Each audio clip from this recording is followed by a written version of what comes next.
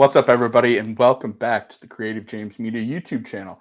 I am your host, Matt, and today we have another wonderful interview coming at you. Today, I'm talking with Sally about her book, So Hard to Do. The wonderful thing about this chat is she's written more than just this book and several genres. So we're going to have a wide variety of things to talk about and get some insight into her mindset while writing these books. So without further ado, Sally, how are you? I'm very well, thank you, even though the day here in Niagara is very gray and foreboding. Ours is too. We've been it's been raining since like 6 o'clock, and it's slated until 6 tomorrow morning. Uh, So I definitely get that feeling. For those who have never heard of you, why don't you introduce yourself a little bit? sure, I came quite late to writing. I worked in broadcasting for my career, and then we moved to this lovely idyllic town, and it was like, okay, that's nice. What do I do now? And I started to write, and I love it. I entered local contests. I won a prize the first time I entered, so that Wow. kind of encouraged me to think that maybe I had a future in this. It's been very humbling along the way after that first success, but I have tried different genres, and because I'm a newbie, I wasn't really sure what to write, so I tried different ones, and it's just so happened that they have been published. Yeah, and I think especially for new authors, because I'm a new author myself, when your first publication comes out, you get humbled hard. Yes, And no matter what age you are, I'll tell you that secret right now.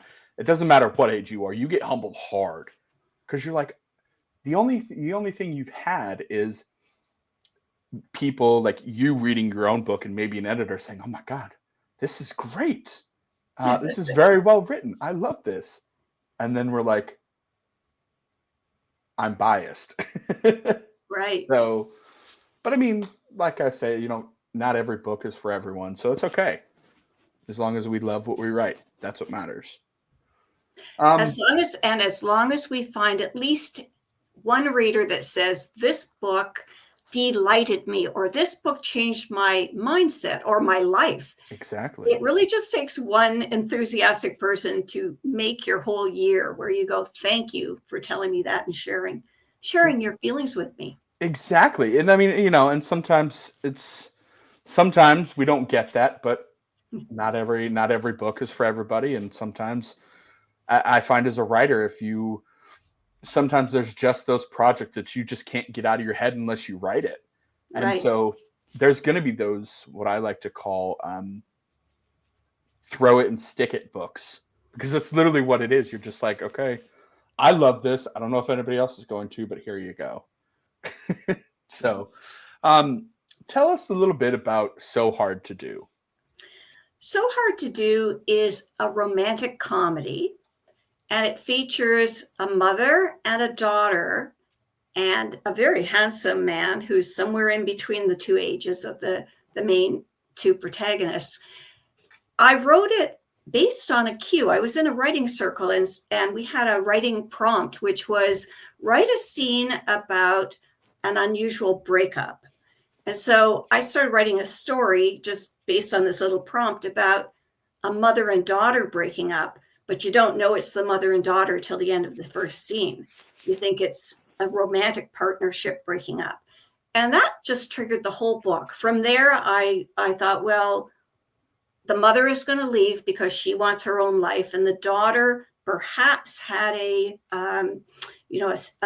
troubling childhood or some neurodiversity issues, but the mother feels confident now that the daughter can live a life, and so it just took off. It spun out from there. Would you say that? So, was there anything else besides that writing prompt that kind of inspired you to write this particular book? Absolutely, because I am in a family that has a few people with neurodiversity, autism spectrum disorder situations. They don't let me talk about them, so I can't get specific, but I can assure you I have sat through my share of parent teacher meetings with individual education planning and all kinds of trauma in our family background that equipped me to write this. But I didn't want it to be like, a cautionary tale. I wanted it to be uplifting and fun.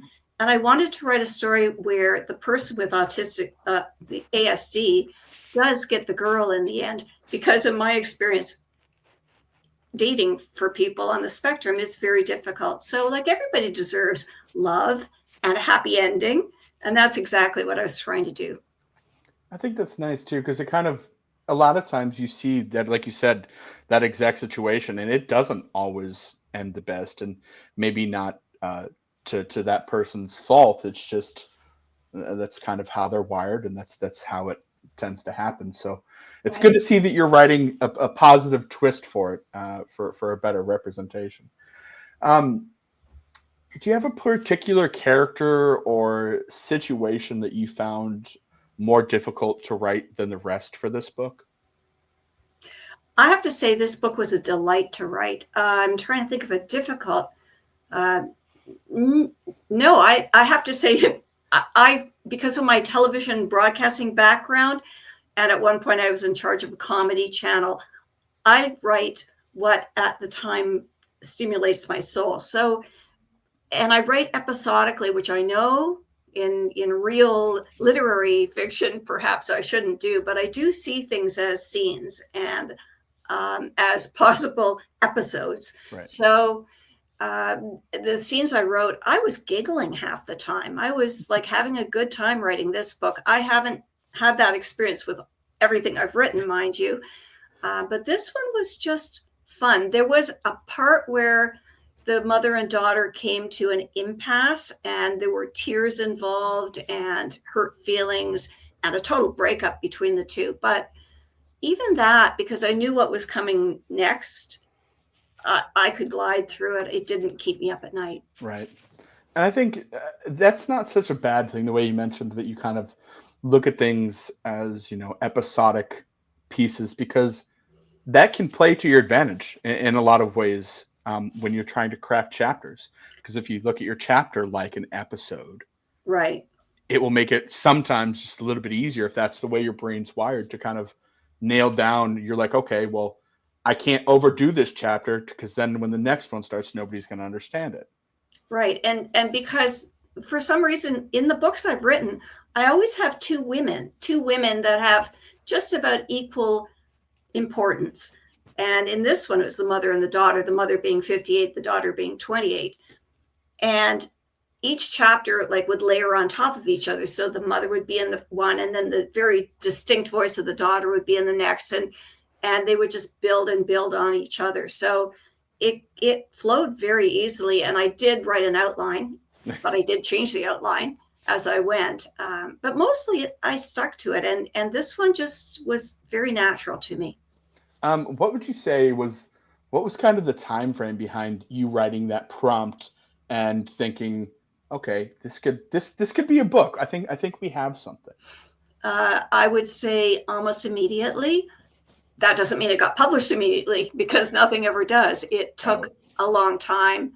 I'm very blessed in that my sister is a professional editor, so I could really polish up the book before it even went out on submission. So, yeah, it was was maybe a couple of years before the book ever appeared, right. but I worked on it for months. That was going to be my next question. I was going to be like, how long before you're like, okay, this is a book to I'm putting pen to paper or finger to keys to Yeah. to start planning this out.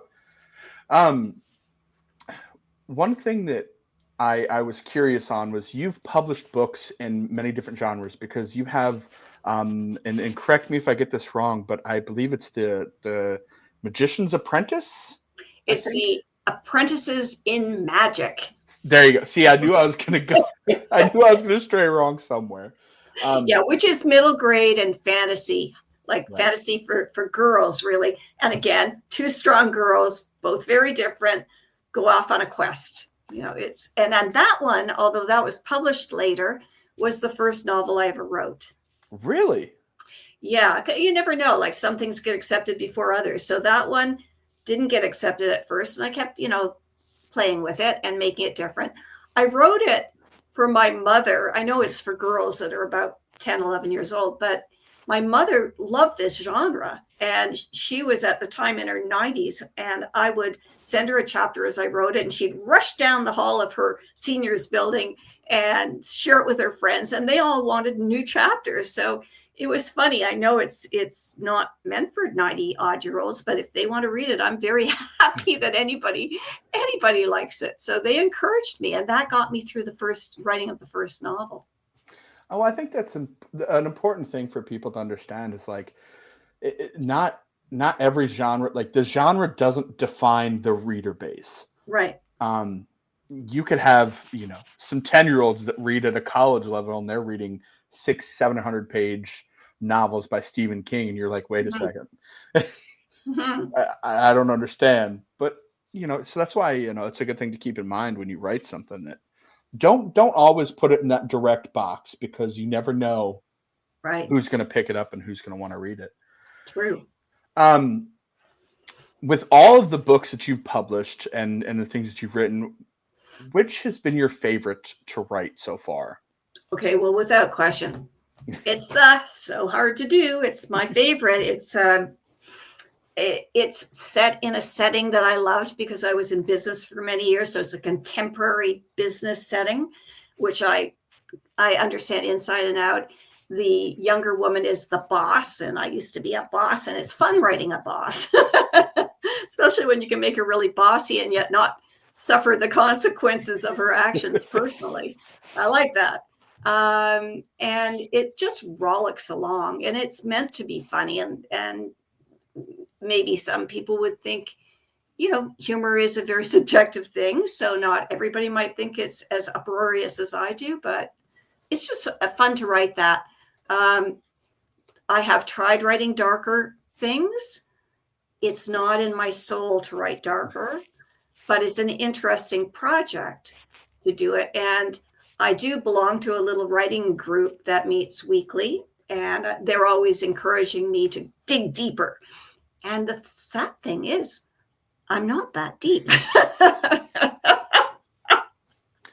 But maybe I'm not meant to have an audience of people who love deep literary fiction. I'm much more lighthearted than that.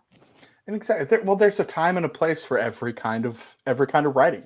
Yeah. That harkens back to there's going to be a specific group for each kind of reader and writer pair. So yeah, you just gotta keep on doing it your way, and eventually, like you said, you'll get them published. You'll get the result that you want, and then some things may surprise you. Right. Would you say, because I know we kind of touched on this a little bit, but would you say you're more of a plotter or a pantser? I am definitely a plotter, but it's usually from a spark of inspiration will then set me off on a path, and then I stop everything I'm doing and I go, don't go down that dark road of just making it up as you go along, because I find I can't shape it properly. And it's way too much work to go back after you do a messy first draft and try to pound shape into it, than to have at least an outline, at least, the critical points of the story already mapped out. Sometimes new characters sneak into my stories, but they're usually there to improve upon it or to make the point more clear.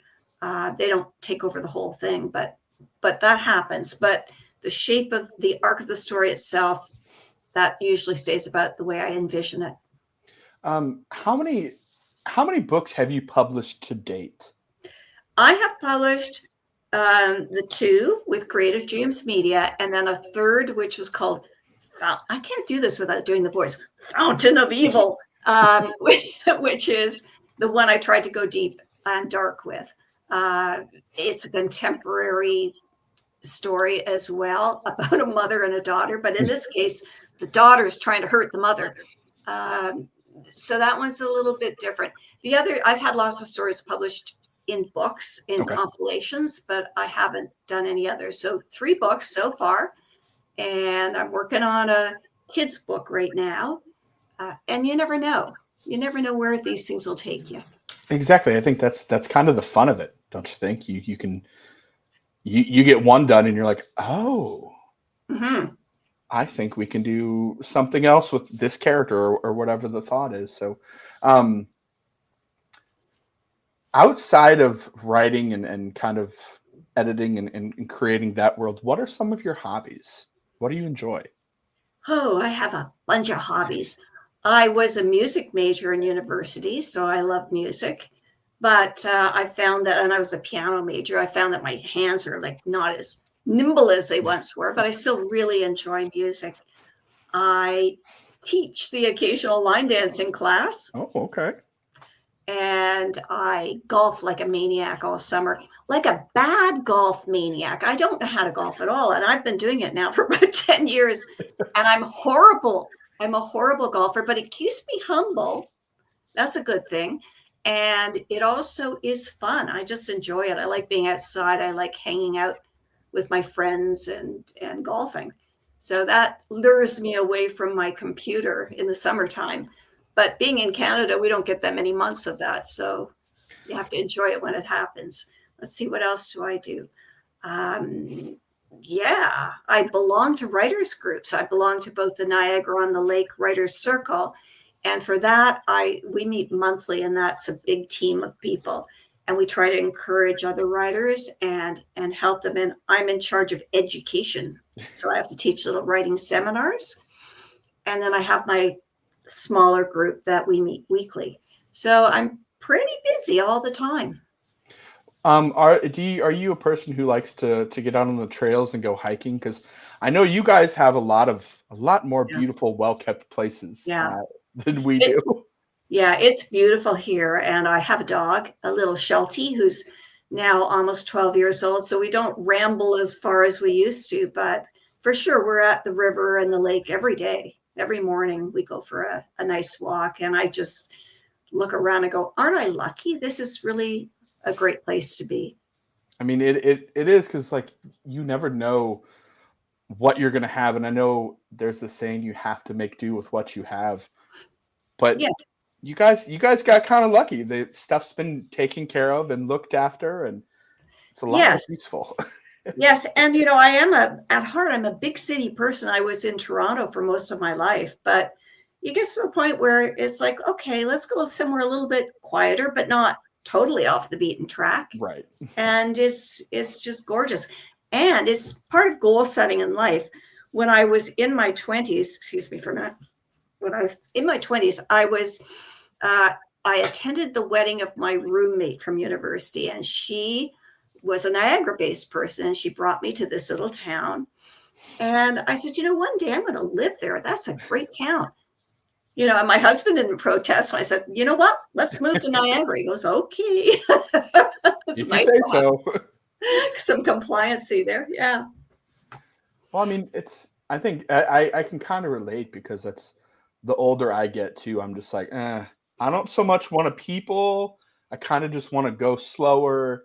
I want it a little bit more quiet, tucked into the back, and just observe more than I'm forwarding through things.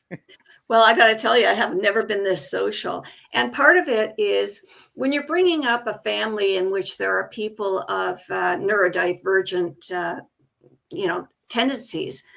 I tunneled in a lot for those years. Like I went to work, I did my job, I'd come home, I'd cope. And it was a tough time. It was really grueling. I look back and I think, thank God we all got through it and have flourished more or less since then. But now I'm very social. I'm in a small town, but way more social than I used to be because I don't have that constant pressure and constant having to keep the house a certain way and a certain amount of quietness and predictability. Now I can do a lot more. So the freedom is wonderful. Yeah, I kind of have the because I grew up in a really small town, like a really rural farm town, and so I kind of get that feeling because it's definitely a lot different, and it does make you a little more social. But it's some would say it's I call it like a special kind of social because you know everybody that you're interacting with. You get the chance to actually get to know them and not pass by just a million people while you're having Mhm. that same conversation and kind of just dial it back a little bit. Um, Has writer's block been an issue for you, or not really? It comes and goes, but it really, if you sit down and start working, and you give yourself a prompt if you don't have any ideas, it goes away. I don't suffer from that, but maybe it's because I'm not in an early stage of my life where it's like I've got to produce. Like, I don't gotta produce. I can do whatever I want. If I don't produce, I'm not gonna like not have an income. Right. I'm fine. So I don't have that awful pressure of expectation from others or expectation of myself. I have achieved what I set out to do, and now I just want to get better at it. Right. I think that's the important thing, though, and I think a lot of people tend to forget it is once some people write a book, they're like, okay, I've made it, I'm done. But I think the goal is you want to keep growing. You want to keep Yeah, trying to explore maybe a new way of writing, or is there anywhere I can improve to be a better version of myself as a writer, and not sit complacent and just be like, okay, I'm just going to spit out kind of the same thing that I did, and not kind of take a look at where I went wrong if I did. right. And part of it is the writing for me. It's not just about producing books. It's also about inspiring other people that want to be writers. And I just did a TikTok to this effect this morning saying, I didn't start this till I was 60, and I've published, 3 books, like traditionally published 3 books. Right. And anybody, really anybody can do it. You need the time, you need the determination and the vision, but it's not impossible. So inspiration or helping other people to grow is very much an important part of what I do. I think, it just lends to the fact that, kind of like you said, that you don't ever count yourself out, because you doesn't matter what age you are, how young, how old, if there's something that you really want to do, you odds are you can make it happen. Yeah, it's like my golfing. I might be horrible, but I keep doing it. Hey, as long as I'm you having enjoy fun. Yeah, it, you enjoy it and you're having fun. yeah, It gets you to be social. It gets you out of the house. That's all that matters. right. Um, got a hard question for you. Oh, I'm just kidding. Um, what are a few things that you like about working with us here at Creative James Media? I like the fact that everybody has been kind and professional and really taught me a lot. Like in when we launched this book, I learned so much about how to market the book with help from Creative James Media. I learned all about social media. I shunned social media as an individual. As a business person, of course, I embraced it, but as an individual, I didn't want to put myself out there. I didn't want to do any of that stuff, but I was encouraged to learn about TikTok and Instagram, which I'd never been on before until I published this book. So this was of vital importance to me, was to be led and encouraged to try these things. So that was great. I liked the fact I didn't know about ARCs. I didn't know about street teams. I didn't know any of that stuff. And I learned so much from working with you. I Mhm. think that's we get that from a lot of authors, honestly. You have this dream and you bring it to us, and but you're like, look, I'll admit, I don't know how to do this. I don't know Right. what we got to do.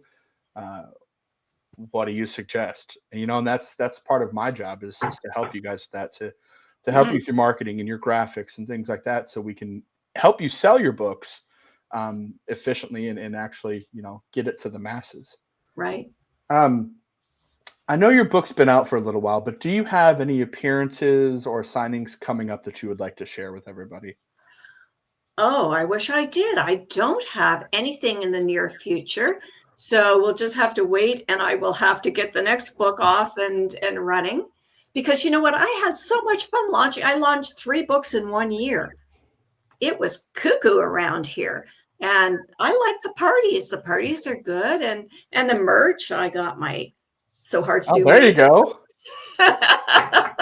It's all a lot of fun. So yeah, I need to get cracking. And for everybody wondering, I will leave all of her socials and her website in the description below, so you can pick yourself up a copy of this book or any others, and keep up with her on wherever she may be most active.